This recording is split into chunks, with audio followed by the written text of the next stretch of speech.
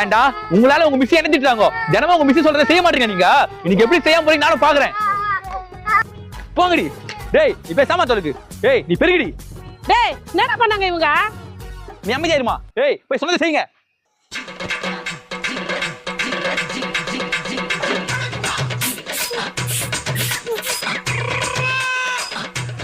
டேய் எதுக்குடா இவங்க செய்ய சொல்ற? அமைதியா இருமா. டேய் துணியேற்றி. டேய் நல்லா தேய்டா. டேய் போய் மச்சே இப்போ. டேய் எதுக்குடா உங்களை வேலை வாங்குற?